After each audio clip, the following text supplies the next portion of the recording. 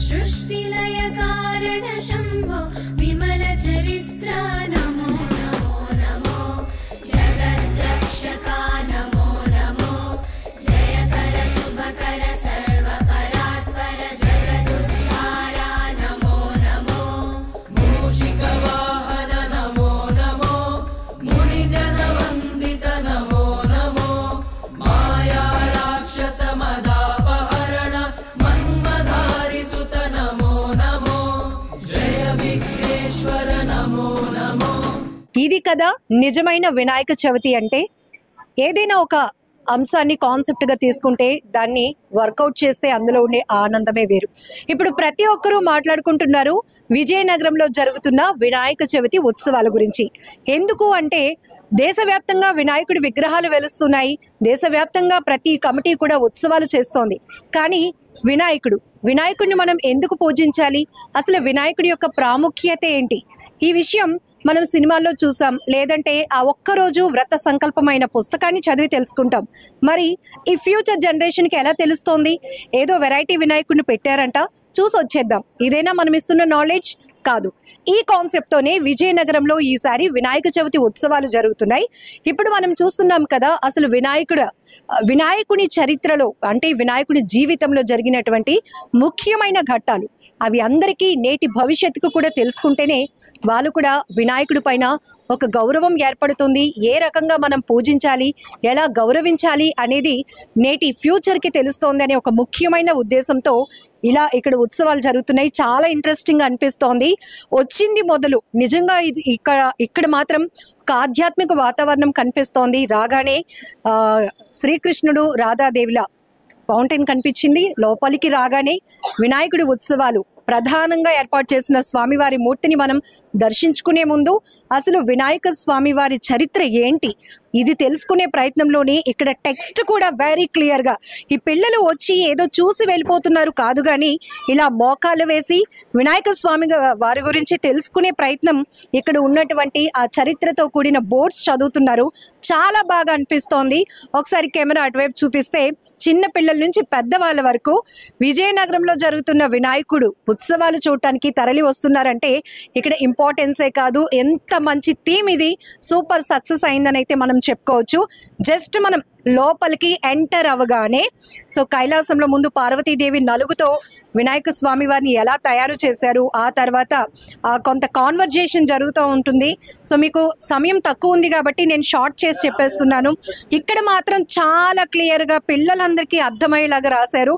So ప్రతి ఒక్క అంశం కూడా ఫస్ట్ నుంచి అసలు స్వామివారిని పార్వతీదేవి ఎలా తయారు చేశారు, ఆ తర్వాత ఆయన శిరస్సు ఎలా ఖండించబడింది, అప్పుడు ఉన్నటువంటి దేవతామూర్తుల యొక్క ఇంపార్టెన్స్ ఏంటి, ఇవన్నీ ఇక్కడ మనం నందీశ్వరుడు, ఇంద్రుడు, విష్ణుమూర్తి, అక్కడ విఘ్నేశ్వరుడు శిరస్సు ఖండించిన సందర్భాన్ని చూస్తున్నాం, పార్వతీదేవి అలాగే పరమశివుడు. ఇవన్నీ కూడా ఇక్కడ కొంతమంది స్కూల్ పిల్లలు కూడా వచ్చి మోకాలేసి మరి ఆ బోర్డుని చదువుతూ వాళ్ళు చాలా నాలెడ్జ్ తీసుకుంటున్నారు. ఒకసారి పిల్లలతో కూడా మాట్లాడదాం. జనరల్గా వినాయక చవితి చేస్తారా ఇంట్లో? ఎస్ మ్యామ్, చేస్తాం. సో మరి బుక్ చదువుతారు కదా, అమ్మ గాని నాన్న గాని ఎవరొకరు బుక్ చదువుతారు కదా. సో స్టోరీ తెలుసా మీకు, వినాయకుడి స్టోరీ? తెలుసు. ఏం తెలుసు అంటే స్టార్టింగ్ పార్వతీదేవి నలుగుతోని వినాయకుడిని ప్రాణం పోస్తుంది. అయితేనేమో తను స్నానం చేస్తున్న సమయంలో వినాయకుడిని కాపలా పెడుతుంది. అప్పుడు పరమశివుడు వచ్చినప్పుడు వినాయకుడు అడ్డుకోగా పరమశివుడికి అత్యంత కోపం వచ్చి వినాయకుడి శిరస్సుని ఖండిస్తారు. అది చూసిన పార్వతీదేవి బాధతో వచ్చినప్పుడు ఒక రాక్షసుడు తల తీసి పెడతారు. ఆ రాక్షసుడు కోరిక మీదగా పరమశివుడిని అడుగుతారు, అంటే నేను అందరి చేత పూజించాలని. దానివల్ల గణేశుడి యొక్క ఇది అయింది. సో ఇక్కడ ఈ టెక్స్ట్ చదివావు కదా, మీ ఫ్రెండ్స్ కూడా చదివారు కదా, సో అది కళ్ళకు కట్టినట్టు విజువల్ గా నీకు అనిపించిందా? చాలా బాగా అనిపించింది. స్వామి గారి బుక్ చదివినప్పుడు అందులో ఉన్న కథ ఎలా ఉంటుందో ఇక్కడ థీమ్ కూడా అలా కనిపించింది. చాలా సేమ్ గా ఉంది. ఏమనిపించింది ఇక్కడ కాగానే? ఇక్కడ చాలా బాగుంది. ఇంకా దీని టెక్స్ట్ చదివినంటే నాకు ఫుల్ గా వచ్చింది విజువల్, చాలా నాలెడ్జ్ వచ్చింది. టెక్స్ట్ కి కనెక్ట్ అవుతూ ఇక్కడ ఉన్నటువంటి విగ్రహాలు కూడా ఉన్నాయి. చాలా బాగుంది ఇక్కడ. ఇదే నేను చెప్పాను కదా ఎందుకు ఇంత ఇంపార్టెన్స్ ఇక్కడ జరుగుతున్న ఉత్సవాల కోసం అంటే ఈవెన్ మనం కూడా చాలా స్టోరీస్ చదువుతాం, ఆ క్యారెక్టర్స్ ఇమాజినేషన్ చేసుకునేటప్పుడు కనెక్ట్ అవుతూ ఉంటాం. ఈసారి మాత్రం ఇక్కడికి వచ్చిన ప్రతి ఒక్కరికి ఈవెన్ బేసిక్ నాలెడ్జ్ ఉన్న వాళ్ళ నుంచి పెద్దవాళ్ళ వరకు ఇక్కడ వినాయకుని యొక్క చరిత్ర కళ్ళకు కట్టినట్లు కనిపిస్తూ ఉంది. ఇంకా నెక్స్ట్ స్టేజ్కి వెళ్దాము. సో ఇక్కడ ఫస్ట్ ఏదైతే స్వామివారి జీవితంలో జరిగినటువంటి ముఖ్యమైన ఘట్టానికి సంబంధించిన అంశం అక్కడ క్లోజ్ అయిన వెంటనే ఇక్కడ అసలు స్వామివారికి కుడుములు ఉండ్రాళ్ళు ఇష్టంగా మనం ఎందుకు చేసి పెడతాము, ఇవన్నీ కూడా అంటే అప్పట్లోనే దేవతామూర్తులు స్వామివారికి ఉత్సవం చేసినప్పుడు వినాయక చవితి వ్రతం చేసినప్పుడు ఏమి ప్రసాదం పెట్టారు, ఎందుకు పెట్టాల్సి వచ్చింది, మనం భాద్రపద శుద్ధ చవితి నాడే స్వామివారిని ఎందుకు పూజిస్తాము అనేది ఏదో ఎవరో చెప్పేస్తే లేదంటే పుస్తకాల్లో చదివేసి ఫాలో అవడం కాదు. దానికి కనెక్ట్ అయినటువంటి పాయింట్ను కూడా ఇక్కడ చాలా స్పెసిఫిక్గా మెన్షన్ చేస్తూ పిల్లలకి మెయిన్గా వీళ్ళ కాన్సెప్ట్ కూడా ఫ్యూచర్ జనరేషన్కి వినాయకుడి కోసం పూర్తి స్థాయిలో తెలియాలి.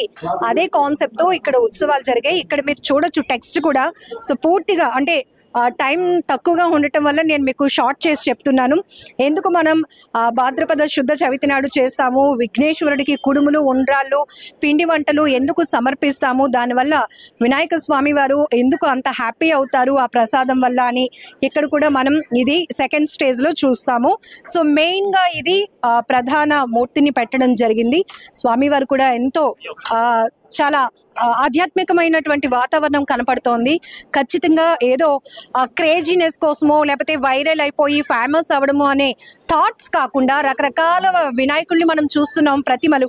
నిజానికి వినాయకుడు ఒక్కడే స్వామివారు, ఎందుకంటే ఎటువంటి విఘ్నాలు లేకుండా ఏ శుభకార్యమైనా దిగ్విజయంగా జరిపించు స్వామి అని తొలి పూజ చేసేది ఆ వినాయక స్వామి వారికే. కానీ కొన్ని ఉత్సవాలు వికృతమైన చేష్టలకు కూడా తావిస్తున్నాయి. క్రేజ్ అని లేకపోతే ఇంకొకటని, ఇంకా అట్రాక్ట్ చేయాలని, ఫేమస్ అయిపోవాలని, ఇంకా నేను చెప్పలేను. కానీ అది కాదు. ఇక్కడికి రాగానే స్వామివారిని దర్శించుకుంటే ఆ స్వామివారి ప్రతిమను చూసిన వెంటనే మన కష్టాలు తొలగిపోతున్నాయి, స్వామివారు మనకు అండగా ఉన్నారు అనేటటువంటి ఒక భరోసా అనేది కల్పిస్తోంది ఇక్కడ ఉన్నటువంటి ఆధ్యాత్మికమైన వాతావరణం కూడా. సో నెక్స్ట్ స్టేజ్ ఇక్కడ మనం చూడొచ్చు. సో థర్డ్ స్టేజ్లో అయితే పురాణాల ప్రకారం అసలు కైలాసంలో పరమశివుడు ధ్యానంలో ఉన్నప్పుడు వినాయకుడు కైలాస ముఖద్వారం వద్ద కాపలా ఉంటాడు.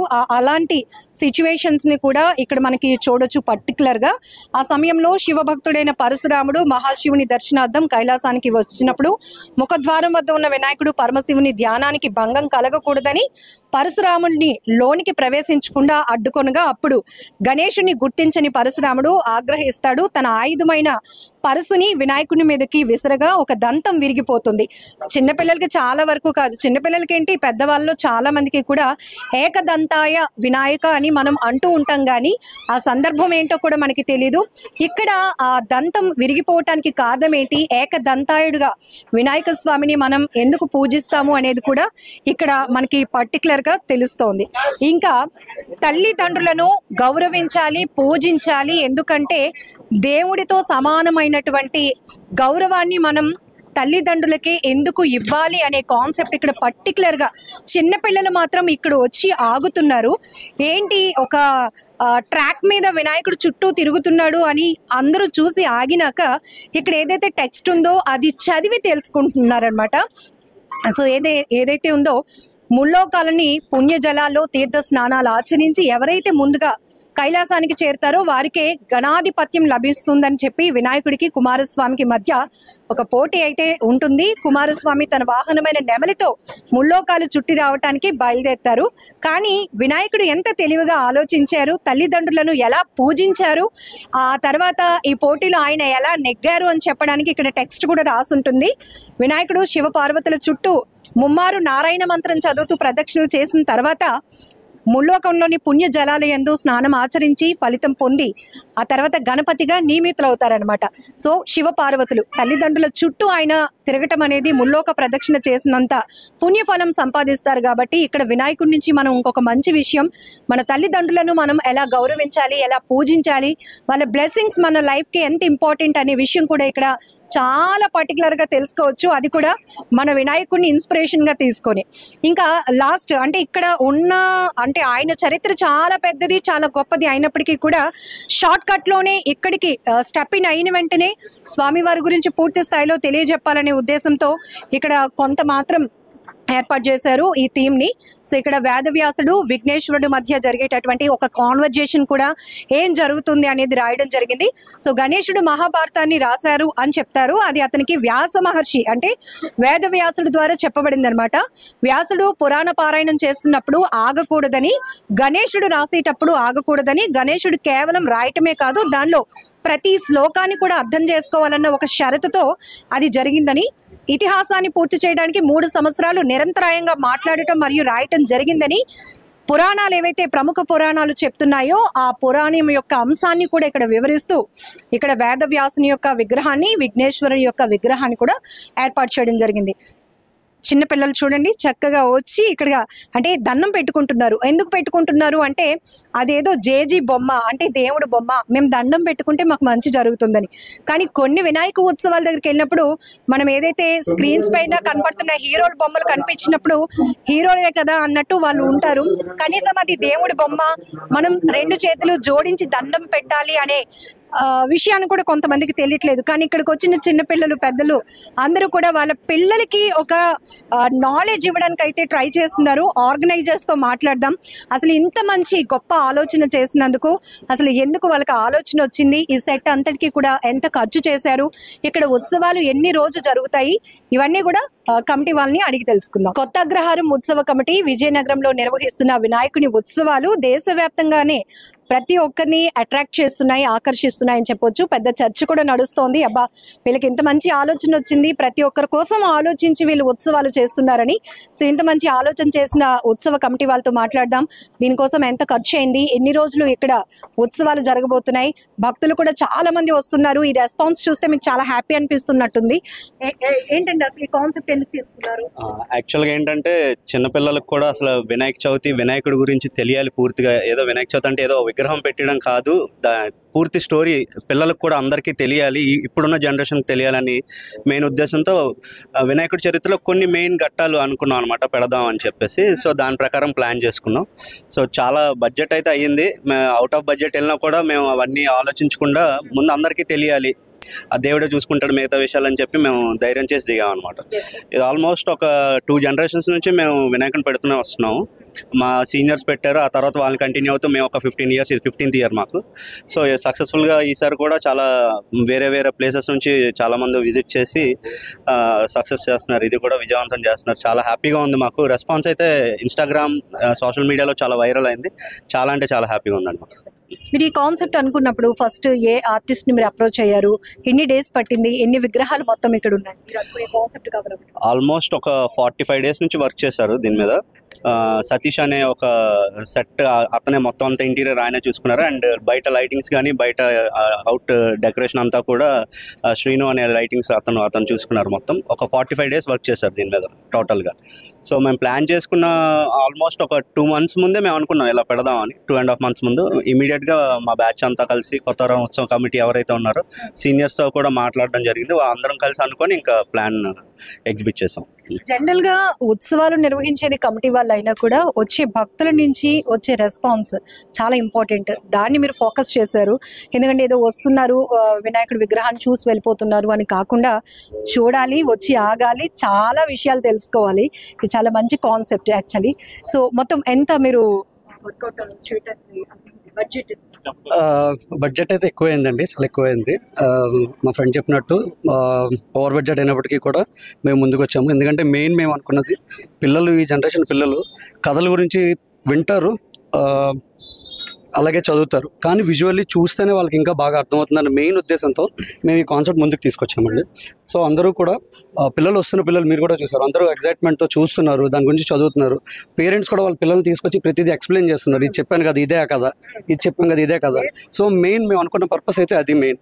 అండ్ ఎప్పుడు కూడా మేమేంటో చేస్తామని అంటే వినాయకుడు అంటే మనకు ఒక రూపం ఉంటుంది మైండ్లో, ఎప్పుడు ఆ రూపాన్నే మేము పెడతాం. మీరు విగ్రహం కూడా చూస్తే సింపుల్గానే పెడతాం. విగ్రహం మనకు వినాయకుడు అంటే ఎలా ఉండాలో అలానే ఉంటుంది. కొత్త కాన్సెప్ట్ యూనిక్గా పెడతాం, అందరికీ అర్థమయ్యేలా పెడతాము, కానీ వినాయకుడు రూపాన్ని మాత్రం ఎప్పుడు కూడా చేంజ్ చేయము.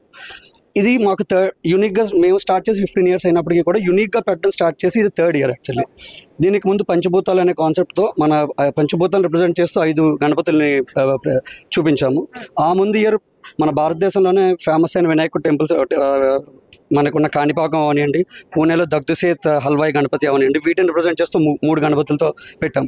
అంతకు ముందు వరకు చిన్నగా ప్రారంభించాము, కానీ 3 years నుంచి యూనిక్గా ఇలా పెడుతూ అందరికీ వినాయకుడి గురించి మనం చదివే మైథలాజికల్ స్టోరీస్ గురించి కూడా తెలియాలి అనే మెయిన్ ఉద్దేశంతో ఈ ఇయర్ కూడా ఇలా ముందుకు వచ్చాం. మొత్తం మీరు సెట్లో చూసుకున్నట్టయితే 17 చిన్న చిన్న 17 బొమ్మలు ఉన్నాయి మనకి పెద్ద బొమ్మ కాకుండా 17 + 1 18 మొత్తం. దీని వర్క్ ప్లానింగ్ అంతా కూడా 4-5 months నుంచి జరుగుతుంది. వర్క్ అయితే యాక్చువల్ వర్క్ 45 days 40-45 days నుంచి స్టార్ట్ చేశారు.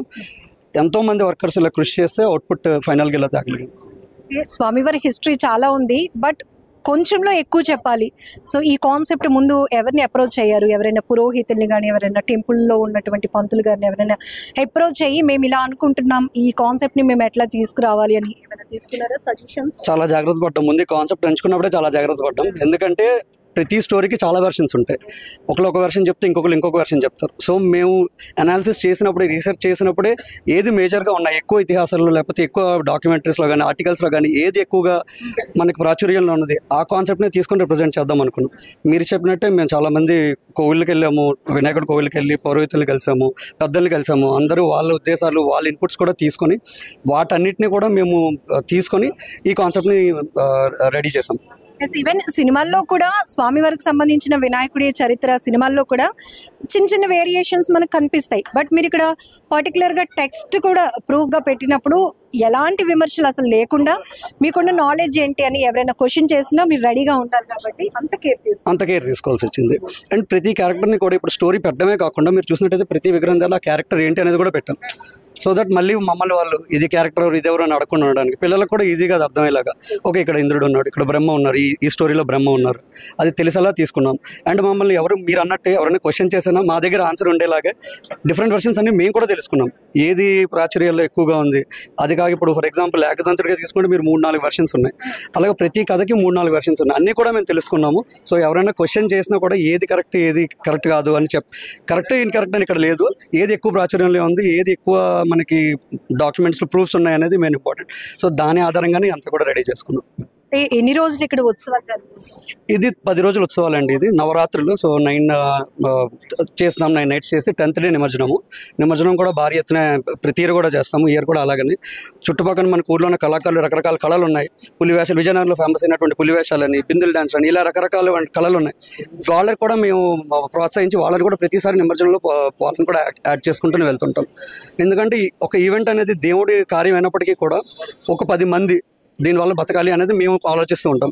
సో దీని పరంగా మాకు చూసుకున్నట్టయితే సెట్ వర్క్ చేసిన వాళ్ళు కానీ, లైట్ వర్క్ చేసిన వాళ్ళు కానీ, నిమజ్జనానికి మాతో పాటు హెల్ప్ అయ్యే ఈ వేషాలు అవనండి, కళాకారులు అవనండి, వీళ్ళందరికీ కూడా హెల్పింగ్ హ్యాండ్ ఏదో విధంగా ఇయర్కి వన్స్ అయినప్పటికీ కూడా బట్ ఏదో విధంగా అందరికీ ఆ కళల గురించి కూడా తెలియాలి, నెక్స్ట్ జనరేషన్ వాళ్ళకి తెలియాలి అని మేము ప్లాన్ చేస్తుంటామండి. సో వినాయక చవితి వచ్చింది, ఒక పండగ చేసేస్తున్నాం, విగ్రహాన్ని పెట్టేశాం, ఉత్సవాలు అయిపోయాయి.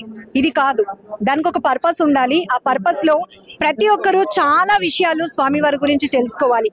ఇదే ఒక మంచి ఆలోచనతో చేసినటువంటి ఉత్సవాలు 10 రోజుల పాటు జరుగుతున్నాయి. ఎక్కడెక్కడి నుంచో సుదూర ప్రాంతాల నుంచి కూడా భక్తులు వస్తున్నారు. మొత్తానికి మండపం అంతా కూడా క్రౌడ్ చూస్తే కిక్కిరిసిపోతోంది. ప్రధానంగా చిన్న పిల్లల్ని తీసుకురావాలి, ఒక నాలెడ్జ్ వాళ్ళకి అసలు స్వామివారి చరిత్ర పుస్తకాల్లో చదివి వినిపించడం కాదు, చూపించాలి. అంటే ఖచ్చితంగా విజయనగరం రావాలి, ఇక్కడ వినాయకుడు స్వామివారిని దర్శించుకోవాలి. ఈ కాన్సెప్ట్ తో వీళ్ళు చేసినటువంటి థీమ్ మాత్రం నిజంగా అద్భుత. స్వామివారి ఆశీస్సులు మనందరితో పాటు వీళ్ళకి కూడా ఉండాలి. నెక్స్ట్ ఇయర్ ఇంకా చాలా బెటర్ గా చేయాలి. ఇది నిజంగా సూపర్ కాన్సెప్ట్. చాలా మంది మిమ్మల్ని అప్రిషియేట్ కూడా చేస్తున్నారు. ఇది కెమెరా పర్సన్ శేఖర్ తో లక్ష్మి, ఐ డ్రీమ్.